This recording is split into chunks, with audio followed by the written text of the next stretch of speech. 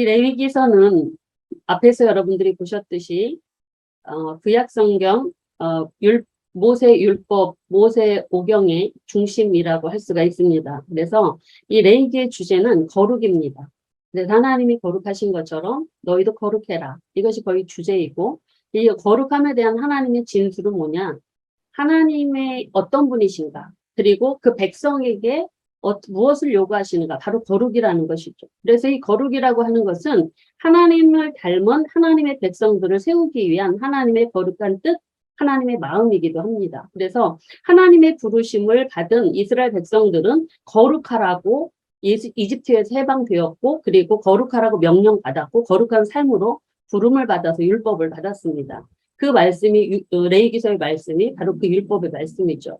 그래서 하나님의 거룩으로의 부르심 안에는 하나님의 백성들과 동행동거하고 싶어 하시는 하나님의 마음이 담겨져 있습니다. 그리고 하나님의 거룩한 공동체인 하나님의 백성들의 공동체 가운데 하나님께서 지속적으로 친교를 나누고 싶어 하시는 마음이 이 레위기서에 담겨져 있다라고 할 수가 있습니다. 그래서 이 레위기서 안에는 하나님을 어떻게 가까이 할 것인가, 하나님과 어떻게 동행할 것인가, 정결법, 성결법에 대해서, 그래서 그렇게 행한 모든 이들이 하나님의 거룩한 백성, 제사장 나라로 하나님의 뜻을 실현해 나가기를 원하시는 하나님의 거룩한 뜻이 레위기서에 들어있다라고 할 수가 있습니다. 그래서 이 레위기서는 성경 중에 제일 먼저 기록된 책입니다. 그런데 하나님께서 세우신 규칙 중에 제일 먼저 주신 말씀이 제사법입니다. 하나님께 나아가는 정결법입니다. 그래서 모든 사람들이 하나님 앞에 나올 수 있는 그 만남의 자리를 열어주신 말씀이 레위기서에 들어있고요. 그래서 이 모세 오경에 나와 있는 모세 오경 중에 레위기서의 말씀은 이스라엘 모든 사람들뿐만이 아니라 모든 백성들을 하나님 백성으로 부르시는 그런 하나님의 거룩한 사랑의 마음이 담겨져 있는 책이라고 할 수가 있고, 그리고 또한 하나님의 백성들이 어떻게 살아야 될 것인가 하는 성결법이 기록되어 있기 때문에 율법 모음집이라고도 합니다. 그런데 이런 율법 모음집 법률 문서라고도 이야기하지만 고대 중동의 법률 문서와는 조금 다른 모습으로 담겨져 있다. 왜냐? 자유, 해방, 속죄, 희년, 그리고 일상의 정결한 삶, 이런 제의적 정결한 삶, 성결을 말하고 있기 때문에 다른 나라, 일반 당시 고대 사회에서 이야기했던 그런 법률과는 전혀 다르다라고 할 수 있죠. 그래서 레위기서에 있는 율법의 말씀의 모든 중심은 바로 거룩이다. 하나님의 거룩하심을 요구하시는 거고, 이 거룩함은 모든 삶의 영역을 뛰어넘는 것입니다. 그래서 하나님과의 관계 속에서, 사랑과의 관계 속에서 이 거룩한 삶을 요구하시는 것이 이 레위기서 안에 담겨져 있다. 내용을 좀 들어가 보도록 하겠습니다. 이 레위기서의 히브리어 성경 이름은 바이크라, 부르셨다라는 뜻입니다. 헬라 성경은 제사장에게 해당되는 것이라는 뜻의 레이티콘이라고 부르는데, 그래서 많은 사람들은 이 레위기서가 레위인들, 제사장들에게만 해당되는 것이다라고 오해하는 경우들이 있는데, 우리가 성경 레위기서 1장 2절, 27장 34절에 보면 이스라엘 자손에게 말하여 누구든지 이 말씀을 듣도록 주신 계명이라는 것입니다. 그래서 이 레위기서의 말씀은 제사장, 레위인 뿐만이 아니라 모든 일반 백성들에게도 주신 하나님께 나오게 하시는 사랑의 규칙, 법이다라고 말씀을 드릴 수가 있고요. 그리고 이 기록자는 모세입니다. 모세오경에 이 5권의 책을 모세가 기록한 것으로 보고, 레위기에는 여호와께서 모세에게 말씀을 이르시다라고 하는 말이 35번 이상 기록되어져 있습니다. 배경을 보면 이 레위기서 기록될 당시의 배경은 이스라엘 백성들이 시내 광야에 거할 때 하나님께서 모세를 통해서 주신 율법이 기록되어진 책입니다. 왜 그렇게 율법을 주셨느냐? 하나님의 거룩한 백성으로 이스라엘이 거룩해지기를 원하셨기 때문입니다. 출애굽기 19장 6절에서 하나님께서 이스라엘을 부르셨을 때 너희는 제사장 나라요, 거룩한 백성으로 부르셨다라고 말씀하셨습니다. 그 말씀을 어떻게 실현해 나가는가 하는 그 율법이 바로 레위기서의 말씀입니다. 그래서 성막 건축 후에 시내산에서 모세에게 이 율법의 말씀을 주셨습니다.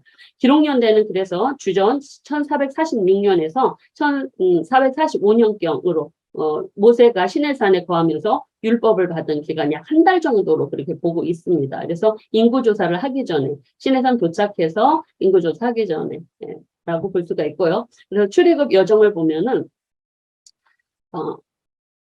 여기 애굽에서 시내산까지의 여정이 바로 출애굽 여정이죠. 시내산의 율법을 받기 전까지 이 여정 중에 하나님께서 모세 이 시내산에서 주신 율법의 말씀들을 받게 되었습니다. 기록 목적을 좀 보시면 시내산에서 하나님께서 율법을 주시면서 너희는 제사장 나라 거룩한 백성으로 부름받았다. 라고 하는 사실을 말씀하시며 하나님과 특별한 관계를 맺으시고 그리고 그 맺으신 언약의 말씀을 유지하는 그 목적을 실현하기 위해서 주신 책이 바로 이 레위기서의 말씀이라고 할 수가 있습니다. 그러면 하나님 앞에 거룩하신 하나님께 어떻게 나갈 수 있는가? 정결규례, 정결법, 즉 제사법을 통해서 나갈 수 있다라는 것을 알려주기 위해서 기록되었습니다. 제사와 절기들의 규례들을 통해서 하나님 앞에 어떻게 부정한 자가 정하게 되고 정한 자가 어떻게 거룩하게 되어지는가 하는 과정들을 방법들을 규정해주기 위해서 알려주기 위해서 기록되었고요. 세 번째는 이 레위기서는 거룩하게 사는 성결의 규례를 알려주시기 위해서 기록되었습니다. 성결의 규례, 바로 부정한 자가 정결하게 되고 제사법을 통해서 정결한 자가 성결법을 지킴으로 인해서 성결하게 되어지고 거룩을 향해서 나아가는 그런 규례들이 기록되어 있고 그리고 이 레위기서에 나와 있는 모든 제사법에 대한 모든 내용들은 바로 예수 그리스도를 영원한 대제사장이시고 화목제물이시고 그리고 속죄제물로 십자가에서 죽으신 예수 그리스도를 예표하기 위해서 기록하였다라고 그렇게 볼 수가 있습니다. 이 거룩이라고 하는 것은 무엇이냐? 구별되었다라는 그런 의미의 뜻이죠. 카도시라고 하는 히브리 말을 쓰는데 구별 분리라고 하는 뜻을 기록하여 성경 전체 450번이 기록되고요. 구약에는 340번, 레위기서에만 50번이 사용되어지는 걸 보면 이 레위기서에 얼마나 거룩이라고 하는 그 목적이 분명한가를 하나님의 백성을 향한 거룩의 목적이 얼마나 분명한가를 보여주는 말씀이기도 합니다. 그래서 이 거룩은 하나님과 인간을 속성을 차이를 뜻하는 것인데 하나님과 인간이 거룩하면 세상과 구별되었다라는 그런 의미로 사용되어진다라고 보시면 되겠고 그러면 하나님께서 이 율법을 하나님의 백성들에게 하나님 제사장 나라 거룩한 백성으로 부르셔서 그렇게 살라고 주신 율법을 하나님께서 우리에게 억압하거나 통제하기 위해서 주신 것이냐라고 하는 의문이 납니다. 그러나 이 율법을 주신 목적은 하나님의 백성, 부정한 죄인들을 거룩하게 성결하고 거룩하게 정결하고 성결하고 거룩하게 만들어서 하나님의 사명을 주시기 위함이죠. 그래서 하나님의 백성을 거룩하게 하기 위해서 또 행복을 위해서 사랑하시기 때문에 주셨다라는 이 거룩의 목적을 우리가 좀 기억할 필요가 있고요. 구약 성경에 나와 있는 율법은 613가지라고 하는데 하라 248개, 하지 마라 365개가 나눠질 수 있어요. 창세기 3개, 출애굽기 111개, 레위기서 247개, 민수기 52개, 신명기 200개. 신명기서는 민수기, 레위기, 출애굽기, 레위기, 민수기를 통틀어서 종합하는 말씀이기 때문에 좀 반복되어지는 내용들이 많이 있다고 그렇게 구분해서 말씀드릴 수가 있습니다. 이 레위기서의 첫 절은 하나님께서 회막에서 모세를 부르셔서 말씀하시는 걸로 시작되어지고 하나님의 백성들이 부정에서 어떻게 정결케 되고 어떻게 정결한 자가 거룩으로 나아가는가 하는 그런 구별된 삶을 살아가는 거에 대한 그 과정들을 제사법과 정결법인 제사법과 성결법, 각종 규례와 그리고 절기의 법들을 명하시는 내용들이 기록되고 있고 그리고 마지막 끝절은 여호와께서 시내산에서 이스라엘 자손을 위해서 모세에게 명령하신 계명이다. 이 레위기서의 말씀은 하나님께서 하나님 백성들에게 주신 계명이다. 명령하셨다라는 건 지켜도 되고 안 되고 하는 게 반드시 지켜야 된다라고 하는 그런 말씀으로 이 레위기서가 마치고 있습니다. 그래서 이 레위기서의 말씀은 출애굽기에서 말씀하시는 제사장 나라 거룩한 백성으로 세우기 위한 이 목적을 위한 하나님이 이 목적을 실현하기 위한 언약의 말씀이 바로 레위기서의 말씀이다. 그래서 이 레위기서는 총 27장인데 두 부분으로 크게 나눕니다. 1장에서 16장까지는 제사장 나라, 17장에서 27장까지는 거룩한 백성으로 구분을 합니다. 그래서 이 제사장 나라가 되기 위한 법은 그 중에서 크게 제사법과 정결법으로 나누어질 수가 있고요. 이 제사법과 정결법의 부정한 자가 정하게 되어지는 그 과정의 모든 결론은 대속죄일에 있게 되어지는 그런 대속죄일에 있어지게는 제사법으로 완성이 되어지고 결론으로 말씀을 드릴 수가 있고요. 그리고 2부 거룩한 백성은 하나님의 거룩한 백성이 되기 위해서는 성결한 삶을 살아야 됩니다. 부정한 자가 정결하게 제사법을 통해서 정결하게 되어져서 성결한 백성으로 거룩한 백성으로 살아가야 되는데 그게 필요한 성결법에 관한 규례가 피의 규례, 백성과 제사장들이 행해야 될 생활의 규례, 그리고 절기와 성막 달리 그리고 이건 제사장이 해야 될 일들이죠. 그리고 백성들이 지켜야 될 안식년, 희년, 그리고 그 모든 계명들을 지킬 때 순종하는 자에게 복, 불순종하는 자에게 저주 하는 그런 말씀까지도 예고해 주시고 있고, 그리고 하나님께 어떻게 사람이나 동물이나 또는 하나님 앞에 드려지는 모든 헌물을 어떻게 드려야 되는가 하는 그런 규례들이 여기에 기록되었다고 볼 수가 있습니다. 그래서 먼저 제사장 나라를 보시면 이 제사장적 책임에 대해서 제사법을 통해서 말씀해 주십니다. 근데 이 제사장 나라에서 아주 중요한 것은 바로 정결법이라고 할 수 있는데, 정결하게 되면 부정한 자는 하나님 나라 일원이 될 수 없고요. 부정한 자는 하나님 앞에 나아갈 수도 없습니다. 그래서 부정케 되어진 자는 반드시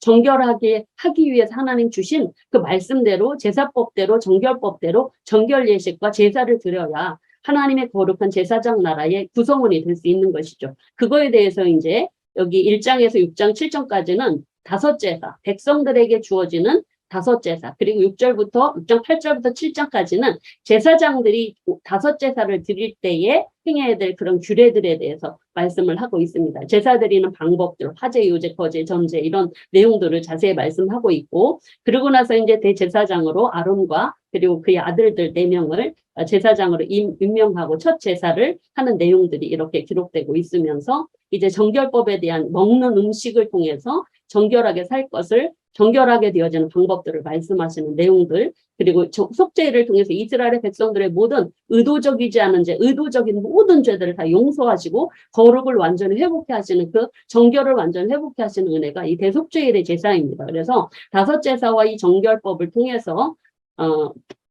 이 그러니까 다섯 제사는 사실은 의도치 않은 죄, 그러니까 실수로 잘못해서 사람을 죽이거나 죄를 지었을 때 제사법을 통해서 정결케 되어집니다. 근데 이 대속죄에 드려지는 제사법은 의도적이지 않은 죄 또는 완전히 의도적으로 지은 죄, 모든 죄들이 다 용서받는 규례입니다. 그래서 이 대속죄일이 없다면 아마도 이스라엘 백성들에게는 완전한 속죄가 되어지지 않았을 그런 것으로 보여지고 있죠. 그리고 거룩한 백성은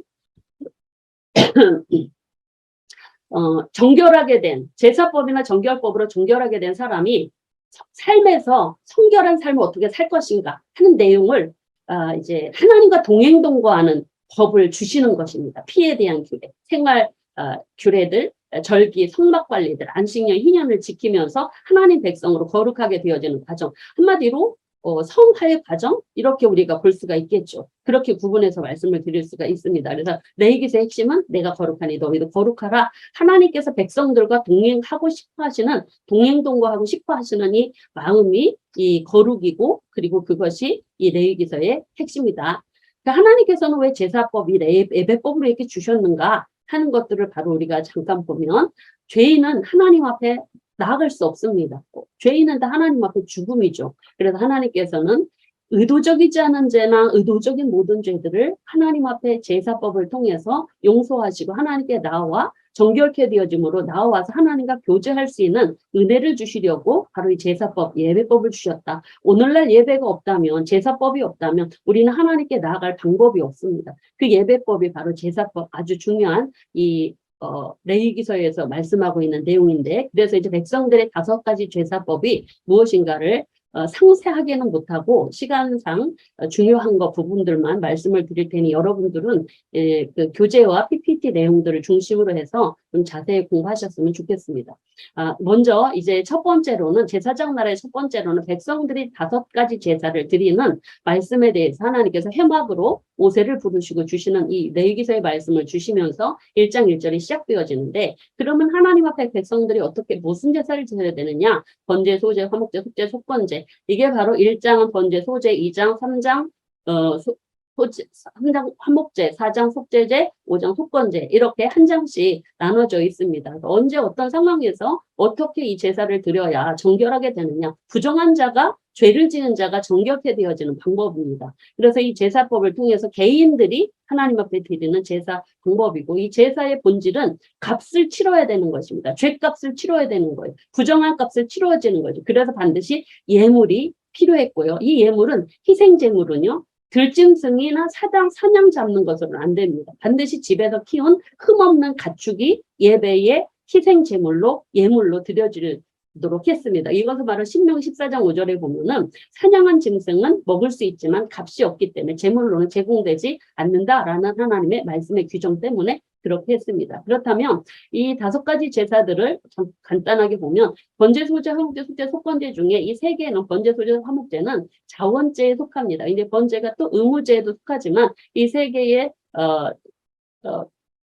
제사는 자원에서 하나님께 내가 기쁨으로 드리고 싶은 때, 그래서 그걸 향기로운 냄새라고 표현을 하는데, 자원에서 하나님께 정말 내가 자발적으로 드리고 싶은 제사가 이 3가지 제사고요. 속죄제, 속건제는 의무제입니다. 그러니까 번제, 소제, 화목제는 내가 안 드려도 되고 드려도 되는데 어쨌든 하나님 규정하셨으니까 드리기는 해야 되지만 이 속건제, 속죄제는 의무제이다. 그런데 여기 레위기서에 나와 있는 내용들은 개인 제사를 명하고 있고요. 여기 민수기서에 보면 28장 29절에 보면은 여기도 절기에 대해서 다시 말씀을 하시는데 민수기 28장 29장에는 여기 나와 있는 절기의 내용은 공적으로 이스라엘 백성들이 뭐 매일 안식일 초하루 이렇게 매년 어떻게 왜 제사를 지내야 되는가? 백성들이 함께 드리는 공적 정규 제사가 민수기에서 나와 있고 레위기는 개인 제사의 법을 말씀하고 있습니다. 그리고 이 번제는 하나님께 헌신하고 비의도적인 속죄를 할 때 드려지게 됩니다. 다른 내용들은 여러분들이 좀 참고해 보시고요. 그래서 내가 죄를 지으려고 의도적이지 않았을 때 하나님께 제물을 가지고 나와서 제사를 드렸는데 자신의 죄나 죄책을 인정하기도 했고 이 번제는 어느 때 드렸냐면 자원에서 드리기도 했고 그리고 이스라엘 제사제도에서는 아침 저녁으로 매일 해질녘에 아침에 속죄일에 드리는 이 속죄제를 제외하고는 각종 절개 빈번하게 이 번제가 항상 같이 드려졌었습니다. 그래서 이 번제는 하나님과 백성들 사이에 화해를 이루기 위해서 또 믿음과 율법에 대한 순종, 감사, 서원, 또는 결심, 헌신 이런 것들을 하나님께 공개적으로 드릴 때 드려졌다. 그리고 또 죄책에 있는 사람이 이 번제를 드림으로 하나님의 진노를 진정시키는 속죄의 의미도 또 담겨져 있습니다. 그래서 우리가 욥기에 보면 욥이 자식들이 혹시 죄를 지었을까봐 날마다 번제를 드렸다라고 하는 것이 이런 의미로 드려졌다고 할 수가 있고요. 그리고 성막의 이곳에서 이제 제사가 드려지는 장소입니다. 그리고 소제는 자원제인데 하나님께 주신 감사 그리고 땅이 없는 레인과 제사장들을 위해서 음식을 제공하죠. 이 소제는요, 하나님 앞에 동물 제사가 아니고 곡물로 드려지는 제사인데 단독으로 드리기도 하고 번제와 함께 드려지기도 했었습니다. 보통 번제와 많이 함께 드리는데 독자적으로 드릴 때는 민수기 5장 15절에 보면 의심의 소제로 죄악을 기억나게 하는 기억의 소제를 단독으로 드렸고 또 레위기서 2장 14절 또 신명기 26장에 보면 수확의 첫 열매 드릴 때는 그 기념품만 한 주먹 하나님께 번제로 태워드리고 나머지는 레인과 제사장이 음식으로 제공하는 식으로 이 소제가 드려졌다고 할 수가 있고 소제 드릴 때 반드시 넣지 말아야 될 것이 있는데 그것은 바로 누룩과 꿀이고 반드시 넣어야 될 것은 소금이죠. 소금은 소금 언약, 하나님의 언약과 관련되어 있고 누룩과 꿀은 달콤한 세상의 죄악, 변질과 부패를 하는 상징이기 때문에 그걸 금하고 계십니다. 그리고 이 화목제는 하나님 앞에 하나님과 사람 사이 화평과 친교를 도모하기 위해서 하나님께 제사를 드렸는데 이 제사를 드릴 때는 하나님 앞에 두 콩팥과 내장주에 있는 기름만 떼어내서 제단에 불살랐고 나머지 고기는 다 거기 예배하는 이들이 나눠 먹었습니다. 근데 이 콩팥과 내장은요 구약시대 감정과 감정의 자리라고 간주를 했다고 그래요. 그리고 기름과 피는 가장 귀한 하나님의 것이기에 하나님의 몫으로 구별하였다라고 그렇게 번제단에서 기름과 피를 태우게 되었다. 이렇게 말씀을 드릴 수 있고 그리고 레위기 7장에 가보면 또 이 화목제에 대한 이야기가 나와요. 고백제, 서원제, 자원제로 나오는데 여기에서는 이제 이 제물을 먹는 방법에 대해서 레위기 7장에서는 언급해주고 있습니다. 그리고 속죄제는요.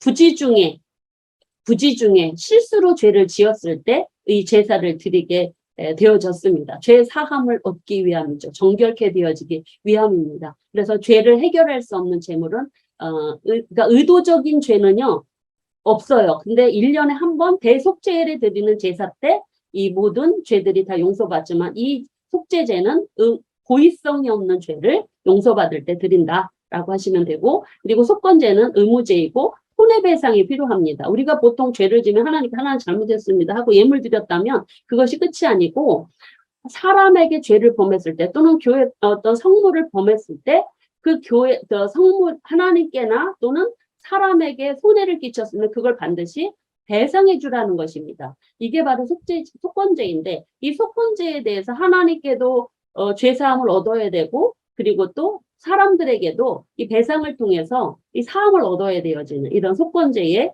모습들을 우리가 좀 볼 수가 있고 그래서 이 5가지 제사는 이 매일 저녁 이렇게 소제는 거의 이렇게 매일 아침 단독으로 이렇게 드리기도 했고 화목제는 매일 저녁 드리고 이렇게 드리는 것들 여러분 참고해서 보시고요. 제물들이 다 다릅니다. 번제와 화목제와 소제, 속건제 제물들이 다 다른데 거의 흠없는 수소나 아니면 수송아지 또는 소제만 고운 가루 이게 피 없는 제사니까 그리고 흠없는 수양. 그러니까 근데 제물에 있어서 반드시 뭐냐면 흠없는 것으로 드려야 되는 것입니다. 그리고 어떻게 드려야 되느냐? 번제, 화제, 소제, 숙제, 속건제 어떻게 드려야 되느니 제사 방법들은 여러분 교재를 보시면은요. 자세하게 저희가 이제 5가지 제사법을 순서를 다 기록을 해놨습니다. 그래서 여러분들이 그 교재를 보시고 순서들은 좀 보시면 좋겠고 그리고 왜 제사를 드리냐? 바로 하나님께 헌신의 의미 또는 화평의 의미 또는 감사의 의미 죄사함의 의미 또는 손해배상의 의미 이렇게 5가지 제사 이유를 좀 알 필요가 있고 그리고 하나님께 드릴 부분들도 또 이렇게 다 달라집니다. 이 부분들을 좀 참고해 보시고요. 제사장들이 받을 몫도 달라집니다. 이 제사장들이 받을 몫이 각 제사마다 다른 부분들이 특별히 그 제사장들은 땅이 없기 때문에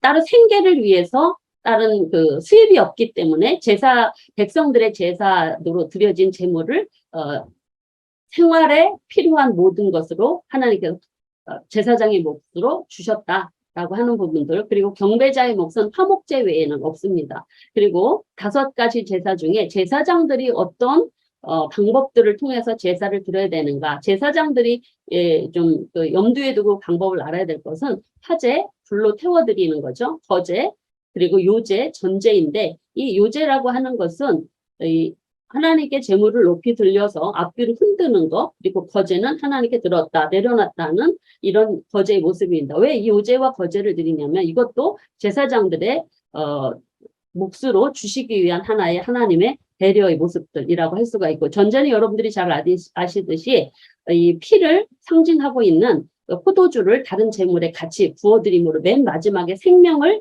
드리겠다는 헌신의 의미로 드려지죠. 예수님이 십자가에 죽으심 그리고 사도 바울의 죽음 이런 의미들로 이제 같이 연결해 볼 수가 있고 나중에 디모데후서 우리가 다 강의를 한 다음에 전제라고 하는 찬양을 좀 우리가 통해서 그 의미들을 좀 더 깊이 알 수 있는 시간이 될 줄로 여겨집니다. 그리고 해당 제사들이 이제 화제는 이 5가지 다 들어가고 요제는 화목제와 속건제만 들어가고 그리고 곡물로만 들어가고 거제는 화목제와 이제 11조 전리품 이 모든 것들이 이제 제사장의 그 요제와 거제는 거의 제사장의 식량으로 이렇게 몫으로 주어지는 것들이라고 할 수가 있습니다.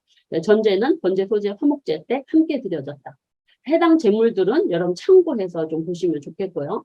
그리고 중요한 부분들이 이제 제사장 위임과 첫 제사의 모습을 좀 보겠는데 이 모세는 성막과 제단을 성결하게 하고 예배를 드릴 준비를 합니다. 그 준비를 하는 데 있어서 이제 아론과 제사장들을 제사장직에 임직하고 그리고 제사장 사역을 처음으로 시작하게 하는 위임식을 하게 되어지죠. 아론과 4명의 아들들에게 그 위임식을 하게 되어집니다. 그런데 이 위임식은 바로 이 제사장인 없으니까 모세가 제사장으로서 이제 이 제사장인 아론 그리고 그의 아들들을 세워나가는 그런 과정들을 하는데 하나님께서 명하신 대로 그 아들들을 씻기고 준비한 의복을 입히고 관유를 머리에 바르고 해서 그 속죄제 제사, 번제 제사를 드리면서 하나님께 위임식을 하게 되어집니다. 그런데 이때 위임식 때 그 드려지는 속죄 제물의 피로 이 제사장직을 감당하는 사람들의 아론과 그 아들들의 귓볼에다가 그리고 오른쪽 엄지 손가락에다가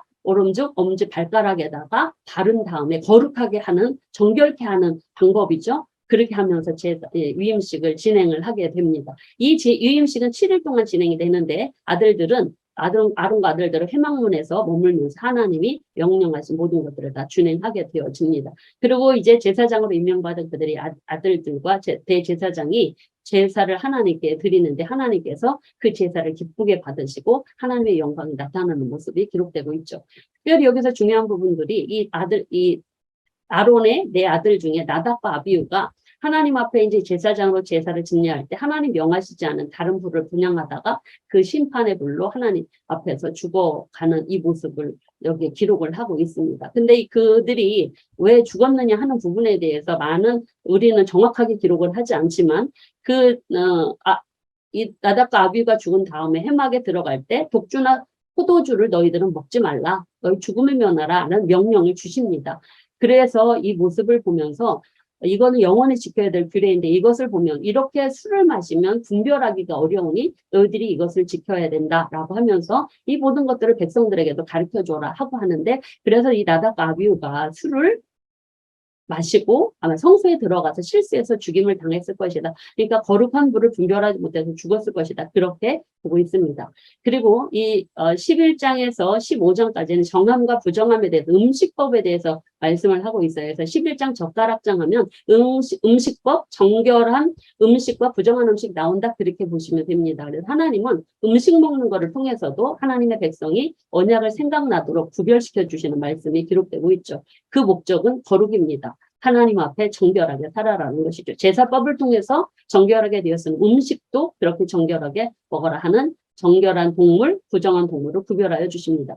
그리고 백성들이 가르쳐야 될 것이 바로 이 거룩과 속된 정함과 부정함이다라고 말씀을 하는데 거룩과 부정은 양립될 수 없고 거룩하지 않은 건 속되고 속된 것은 정한 것과 부정한 것을 나눕니다. 이 부분을 여러분들에게 그림으로 설명을 좀 드리도록 하겠습니다. 이 레위기서를 이해하시면 이 그림 하나로도 레위기서가 설명되어질 수가 있습니다. 일반적으로 이 정결이라고 하는 것은 사람과 모든 사물들의 정상 상태, 기준 상태입니다. 그런데 이 정결은 다른 사람에게 전이 되어지지 않습니다. 죄가 없는 상태겠죠. 그런데 많은 사람들이 죄를 짓지 않고 살 수가 없습니다. 그래서 이 정결한 모습은 어느 누구에도 전염되거나 다른 사람에게 옮겨가지 않습니다. 그래서 정결하게 되려면 반드시 부정한 사람이 정결하게 되려면 정결법, 제사법을 통해서 정결하게 되어져야 합니다. 그리고 이 정결하게 되어진 사람은 성결법, 하나님이 주신 거룩한 성결법의 말씀대로 순종함으로 거룩으로 나아가는 것입니다. 그래서 거룩한 것은 그런데 오염되어지면 또 변화되는 거예요. 그리고 심지어 부정한 것이 될 수도 있어요. 거룩한 사람은. 거룩하게 되어진 사람이 거룩을 행하지 않으면 부정으로 나아갈 수 있다라는 부분들. 그런데 부정에서 거룩으로 뛰어넘을 수는 없습니다. 그래서 부정한 사람은 반드시 제사법을 통해서 거룩해야 되고 성결법을 하나님의 말씀의 규례를 따라서 하나님 앞에 거룩한 모습으로 서야 된다. 이런 말씀들을 좀 드리고 그래서 우리 레위기서를 말씀을 전체를 보면 1장부터 16장 제사장 나라는 정결한 법에서 그러니까 부정한 법에서 부정한 사람이 정결로 나아가는 정하게 되는 방법입니다. 그리고 2부 거룩한 그걸 바로 이제 정결법, 제사법이라고 할 수가 있고 제사법과 정결법, 음식법이 나와 있죠. 그리고 2부 거룩한 백성의 내용은 17장부터 27장까지는 거룩한 삶을 향하여서는 뭐 안식일도 지켜야 되고 주일도 지켜야 되고 절기도 지켜야 되고 피의 규례도 피도 먹지 말아야 돼. 이런 규례들을 지켜야 되는 거룩한 삶을 위한 규례를 지키면 거룩하게 되어진다라는 이 두 가지 부분들이 이제 계속 레위기서를 통해서 이어지게 될 것이고 그래서 이제 우리가 제사법으로 보면 정결하게 되어지는 건 그러니까 부정한 자가 정결하게 되어지는 건 속죄법을 통해서 그리고 정결하게 된 자는 하나님께 헌신을 하게 되고 번제를 드리고 정결하게 된 자는 이제 거룩하게 이웃들과 하나님과 화목을 이루는 모습으로 나아간다라는 모습들을 설명드릴 수가 있고요. 그리고 이 대속죄일에 드려지는 대제사장이 지성소에 들어가서 성소와 번제단 사람을 부정에서 온전하게 정결케 하는 그 방법이 바로 이 대속죄일 제사인데 그것이 바로 이제 앞에 5 제사의 결론이 대속죄일에 드리는 제사법이다. 이따 좀 자세하게 말씀드리겠습니다.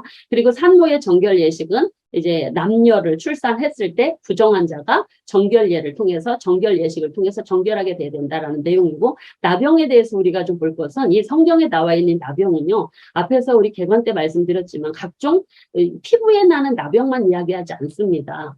여기에는 피부, 의복, 가옥에 생긴 병들을 말하고 있기 때문에 이 곰팡이류라고 봐야지 됩니다. 그래서 이 나병이 있을 때는요, 제사장에 가서 다 가서 이제 진찰을 해봅니다. 그래서 부정하게 되면은 그 병이 있는 날 동안 부정하게 되어지고, 그 정결례를 통해서 또 병이 나아지면 제사장을 통해서 확인해서 이제 혼자 밖에서 살다가 나중에 정결의식 한 다음에 공동체로 들어오는 것입니다. 그리고 유출병에 대해서는 모든 몸에서 나오는 모든 피가 흐르는 자는 다 부정하게 되는데 반드시 정결 예식을 통해서 정결하게 됩니다. 하나님의 백성이니까. 그래서 피가 나오면 다 부정한 자다라고 할 수가 있습니다. 남녀 설정을 통해서도 부정한 자는 다 정결 예식을 해야 합니다. 그 예식에 대해서는 비둘기 2마리로 번제와 소제를 드려야 되고 속죄제를 드려야 합니다.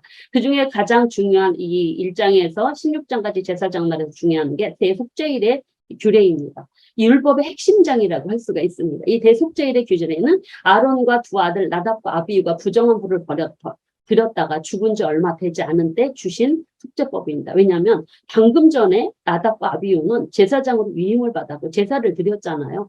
그런데도 인간이 실수해서 또는 의도적이지 않을 때 죄를 지을 수 있다는 거. 그걸 위해서 아니 의도적이지 않은 죄는 속죄법이 되어지지만 의도적인 죄, 술을 마셔서 술을 마시고 자기의 지금을 제대로 감당하지 못한 것에 대한 죄까지도 용서해 주시는 법이 대속죄일 속죄법입니다. 대속죄일은 7월 10일에 드려지는 건데 거룩을 완전히 회복하여지는 그런 날입니다. 그래서 온 백성들이 제사장 그리고 일반 백성, 성소 모든 백성들을 다 용서하기 위한 1년에 한 날 성막의 지성소에 대제사장이 들어가는 거국적인 행사입니다. 온 백성이 함께 드리는 그런 회중 제사이죠. 그래서 16장 내용을 좀 보면은 대제사장이 드려야 될 대제사장과 제사장 그리고 백성 그리고 성소를 속죄하는 그런 절차들이 나옵니다. 그래서 이 대속죄일 예물로는 2마리 염소를 제비를 뽑아 정하고 하나는 희생제물 드리고 하나는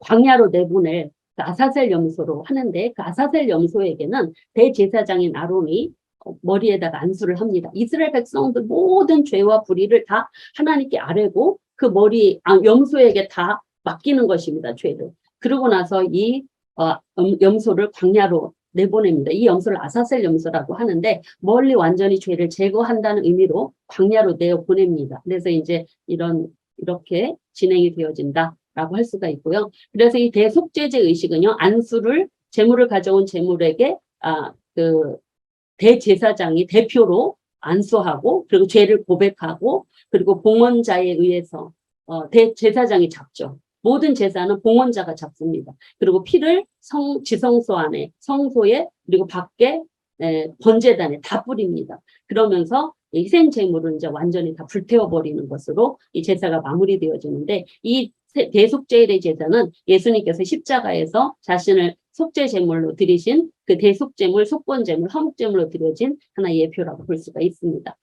그리고 이 대속죄일의 목적은 뭐냐? 먼저는요, 성소의 성결입니다. 그래서 백성들의 죄를 먼저 속죄하기 전에 성소에 들어온 사람들이 오가니까 그것을 부정한 것을 없애기 위해서 성소를 정결하게 하고 그다음 백성들이 부지 중에 또는 고의로 지는데 속죄로 드릴 수 없는 모든 죄까지도 속죄죄로 용서할 수 없는 죄까지 다 정결케 하고요. 그래서 이제 대속죄일에 제사장이 이제 이렇게 수량을 준비해서 옷을 입어요. 옷을 흰 세마포 옷을 입고 2마리 염소에게 아까 모습처럼 안수를 해서 이제 제비부가 셉니다. 이게 의식 절차를 간단하게 말씀드리면 지성소와 성소를 먼저 정결 의식을 합니다. 그래서 수송아지를 잡아서 모든 백성들이 제사니까 그래서 그 속죄제 그래서 수송아지를 잡아서 지성소에 들어가요. 근데 지성소에 들어갈 때도 하나님의 그 지성소를 가리기 위해서 향을 먼저 피워놓고 향을 피우고 그리고 속죄소를 가린 다음에 지성소에 들어가서 수송아지 그 언약궤에다가 뿌립니다. 7번. 그리고 백성들을 위해서는 이제 백성들의 속죄를 위해서는 이제 속죄소 바깥으로 나와서 이제 성소에도 정결을 지성소를 여기서 정결을 하게 했다면 이제 회막이라고 부르는 성소에도 정결한 의식을 하게 됩니다. 지성소와 성소로 나뉘어져 있는 거 아시죠? 그래서 그 성소도 정결하게 하는 의식을 한 다음에 이제 밖에 있는 번제단, 제물을 태우는 거기도 정결하게 하는 의식을 하게 되어집니다. 그러고 나서 이제 비로소 백성들의 죄를 제거하는 의식을 하게 되죠. 이때 이제 모든 이스라엘 백성들의 죄를 아끼는 제사를 하는데 아까 말씀드렸던 것처럼 번제로 드려야 될 제사, 속죄제로 드려야 될 염소 그리고 아사셀 염소로 구분을 하게 되어집니다. 그래서 백성들은 이때 제사를 드릴 때 뭘 하냐면 밖에서 고행을 하면서 금식을 하면서 자기 죄를 성찰하고 예식에 참여를 하게 되어진다라고 말씀을 드릴 수가 있습니다. 우리가 보통 대제사장이 히브리서 9장 7절 보면 1년에 한 번 들어간다라는 이 말씀 때문에 이 지성소의 제사장이 한 번 들어간다고 하는데 여러분 성경을 확인해 보시면 3번 들어갑니다. 속죄소를 가리기, 향을 태워서 속죄소를 가리기 위해서, 2번은 속죄소 수송아지를 그 속죄소에 지성소에 번제단에 뿌리기 위해서, 그리고 3번째는 속죄제 염소를 뿌리기 위해서 그렇게 3번 들어갑니다.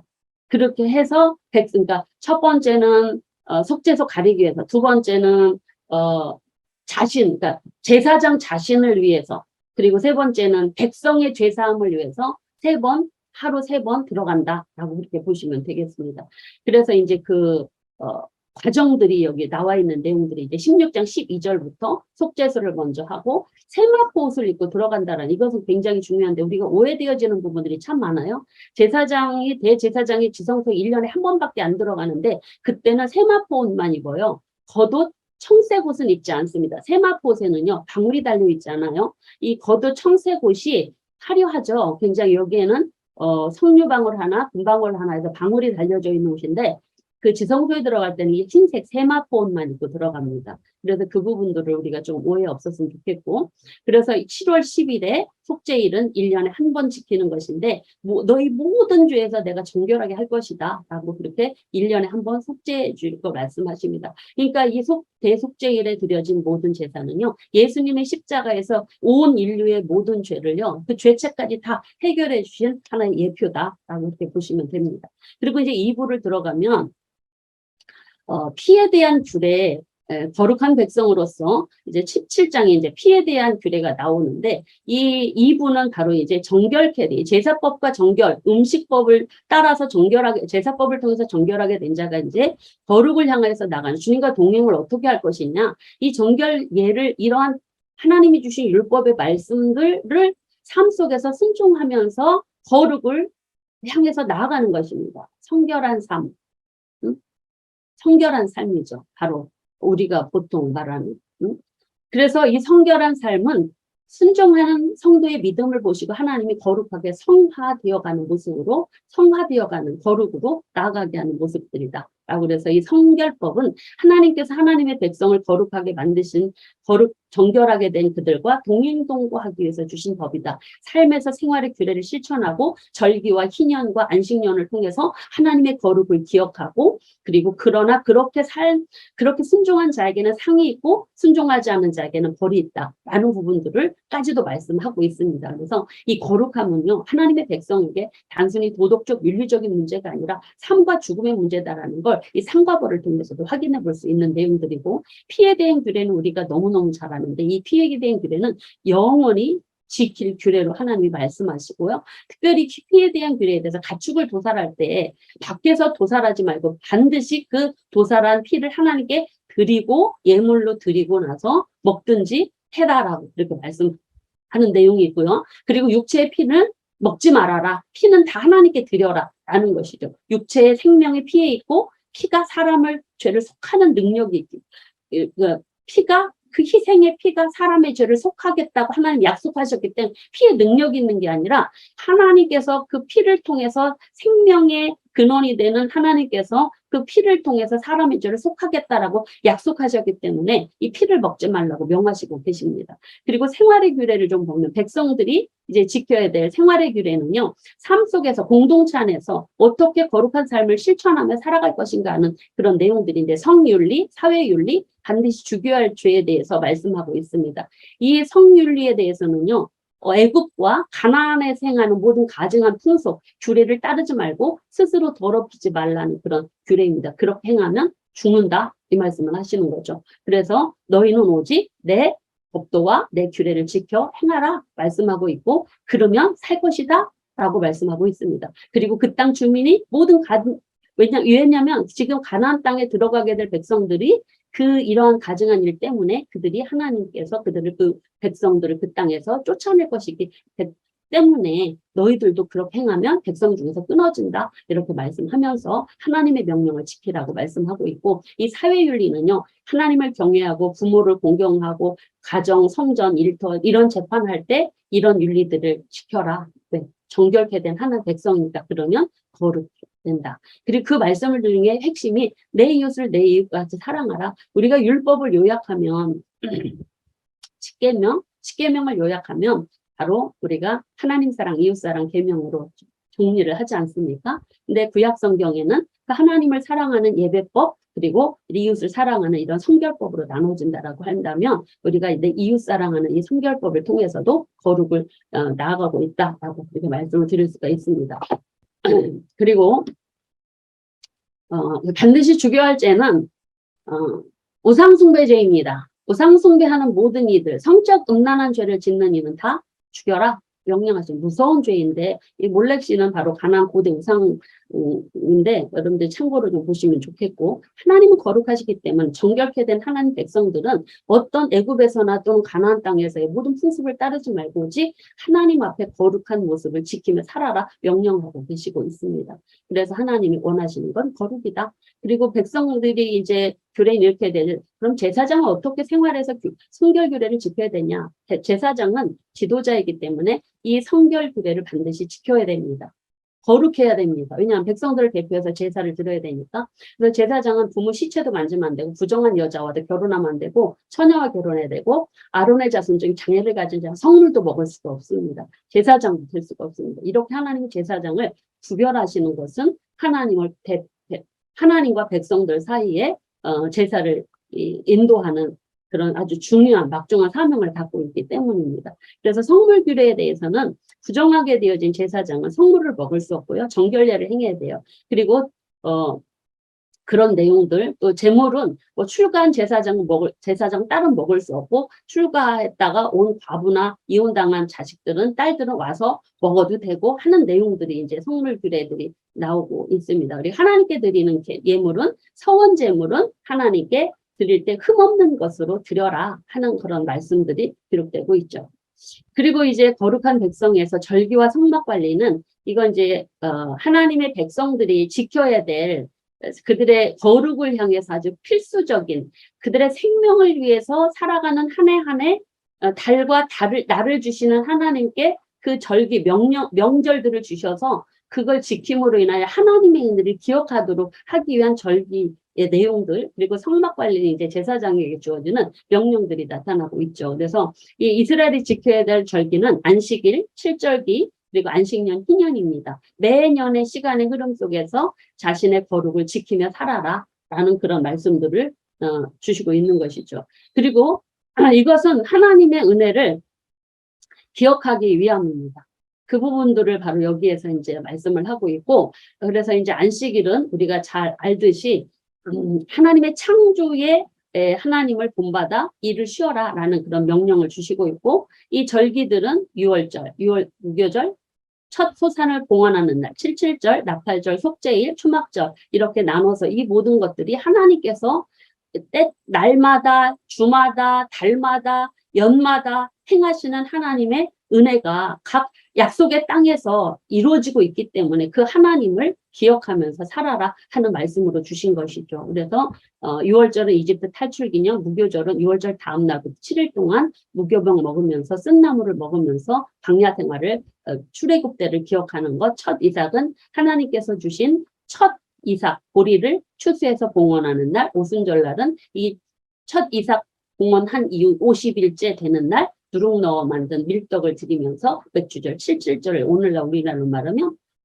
밀을 추수하는 7월 맥주감사절 이런 절기로 연관을 할 수 있고 초막절은 나팔절, 속죄일 그리고 수장절로 이렇게 연결하고 이런 절기들을 명하시는 이유들은 하나님의 은혜를 잊지 말고 말씀대로 순종하며 살아라. 그래야 거룩한 백성으로 하나님의 뜻을 이룰 수 있다라는 말씀들을 주시고 있죠. 그래서 유대인들의 명절들이 이제 절기를 따라서 이렇게 나타나고 있는 모습들 여러분들이 좀 이건 참고로 보시면 좋겠고요. 그리고 3장에 보면은 6월절 이제 절기들이 쭉 나오는데 이 부분들은 여러분들이 교재를 통해서 잘 아시는 내용들이니까 그냥 넘어가도록 하겠습니다. 이 6월절이 시작되어지는 날은요. 유대력으로 하면 그들의 이 정월입니다. 1월이죠. 1월 니산월이라고 하는 태양력으로 하면 3, 4월인데 그들에게는 정월 1월 10일에 이 6월절이 지켜지게 되었습니다. 그래서 하나님 앞에 애굽에서 해방을 기념하는 절기이고 그리고 이날은 6월절 다음 날부터 일주일 동안 노동하지 않고 하나님의 은혜를 기억하면서 애굽에서 급하게 나오던 때를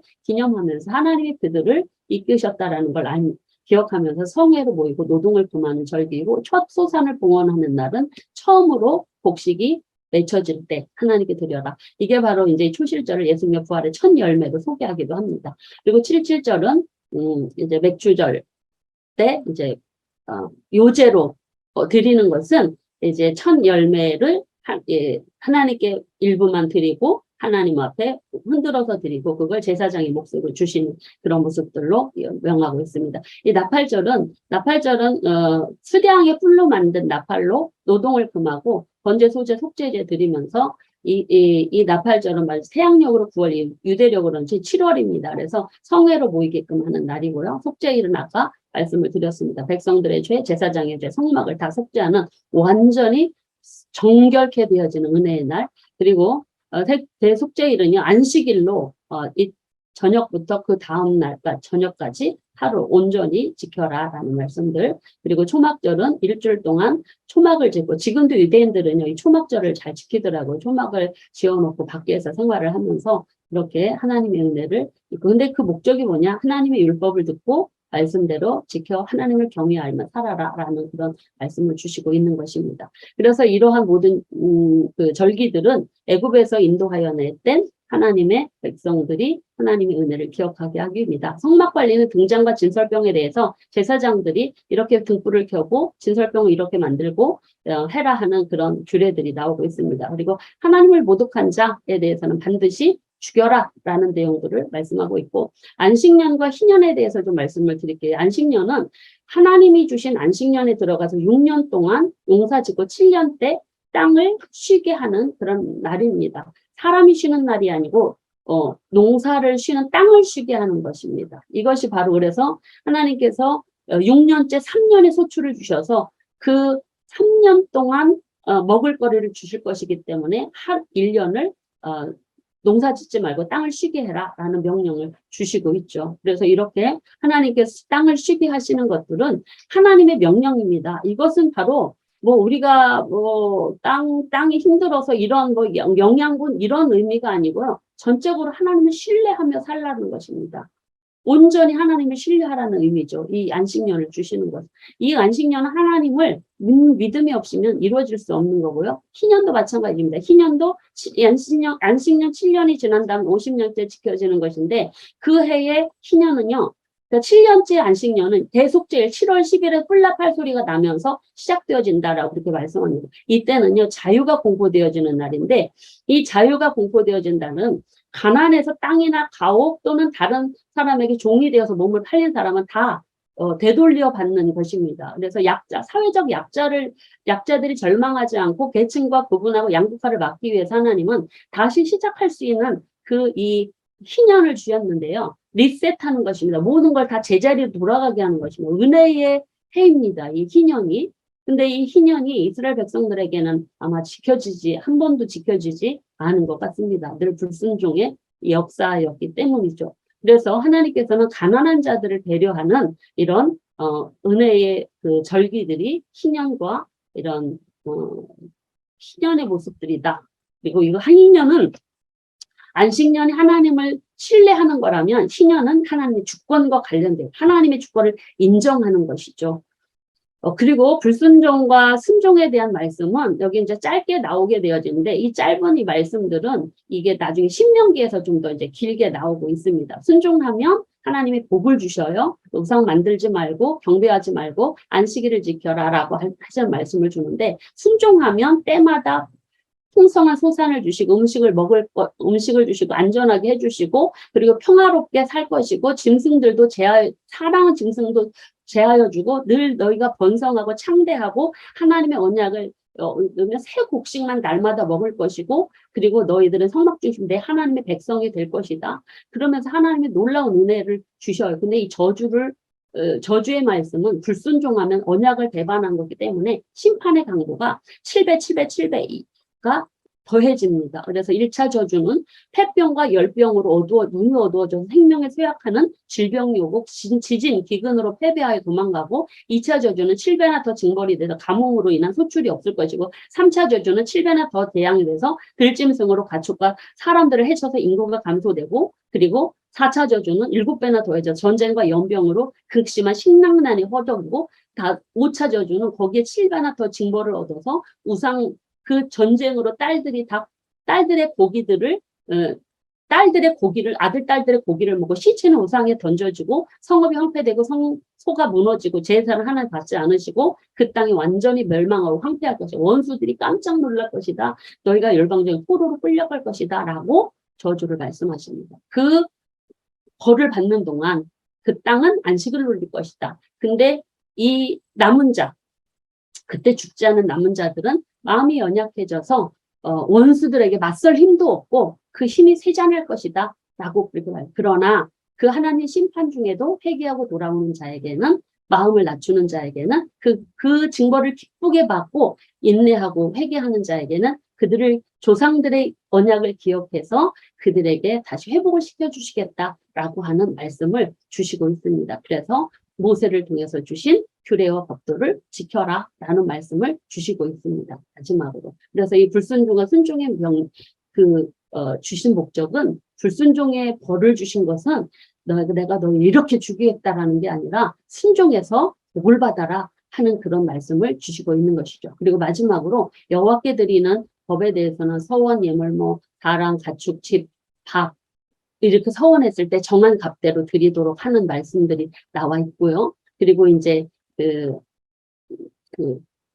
이런 처음 난 가축들은 하나님의 것이고 하나님께 온전히 바쳐진 것들은 사람이든지 가축이든지 기업에 바치든지 팔지도 말고 무르지도 말라는 말씀들 그리고 마지막 11조는 여호와의 것이다 라고 하는 그런 말씀으로 마무리가 되어지는데 이 11조는 10분의 1만을 의미하지 않습니다. 우리가 보통 하나님의 것을 10분의 1이라고만 하면서 하는데 10분의 10이 다 하나님의 것이죠.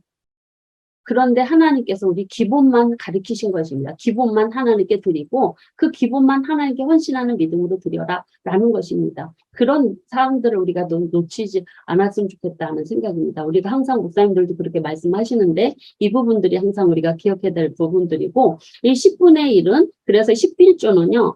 10분의 1은 땅의 10분의 1을 거기에서 나오는 이제 곡물을 하나님께 드리는 것이죠. 그리고 소나 양의 11조도 있습니다. 그러니까 땅에서 농사지어서 나오는 11조. 그리고 이제 목축하는 사람들에게 소나 양이 11조 때는 이제 목자의 지팡이 아래로 통과하는 것 10번째 걸 하나님께 드려라 하는 것입니다. 그러니까 땅의 11조는 10분의 1을 드리고 소나 양은 10번째 걸 드려라. 이것은 하나님이 이스라엘 백성들, 자손들에게 주신 명령이기 때문에 지켜라. 반드시 하는 것입니다. 그래서 이 11조는 모든 10분의 10이 다 하나님의 것이다 라고 하나님의 주권을 인정하고 고백하여 드리는 것이다 라는 것입니다. 그래서 하나님께 감사하며 하나님의 주권을 인정하여 드리는 이 11조를 드린다. 11조는 10분의 1은 성물이고 10분의 10은 다 하나님의 것인데 10분의 1은 성물로 하나님께 올려드리는 것. 10분의 1만 하나님 받으시고 10분의 9를 우리에게 주셨다면 얼마나 은혜의 법입니까, 여러분? 그래서 이런 부분들, 이런 하나님이 11조를 주신 것은 하나님의 백성과 하나님과 거룩한 관계를 유지하기 위해서 주신 것이다. 그래서 11조 예물을 드리면 나는 엄청난 헌신을 하고 있어. 이렇게 착각하면 안 된다라는 것입니다. 그래서 하나님께 적선하듯 드리면 안 되고 하나님께 감사함으로 하나님의 주권을 인정하며 드리며 그렇게 감사함으로 드려야 된다라는 말씀들을 마지막으로 드리며 레위기서의 부정한 죄인이 거룩한 백성 제사장 나라로 가는 사랑의 초대장이라고 할 수가 있습니다. 하나님이 택한 백성을 사랑하셨기 때문에 그들이 혹여라도 부지불식간에 지은 죄를 정결하게 하시고 용서하시려고 제사법을 주셨고 그리고 정결하게 되어진 그들이 하나님의 거룩함에 온전함에 이룰 수 있도록 바로 성결법, 거룩한 백성으로 살아가는 성결법을 주셨다. 이 모든 법은 하나님께서 하나님의 부정한 백성을 거룩하게 해서 하나님과 동행하고 동거하고 싶어 하시는 에덴 동산에서 아담과 하와를 창조하셨을 때에 그 마음이 담겨져 있는 말씀입니다. 그래서 이 레위기서의 말씀은 사랑의 규칙이고 하나님의 사랑의 우리의 명령이고 말씀입니다. 레위기서 핵심을 해서 내가 거룩하니 너희도 거룩하라. 이렇게 요약해서 말씀드릴 수 있습니다.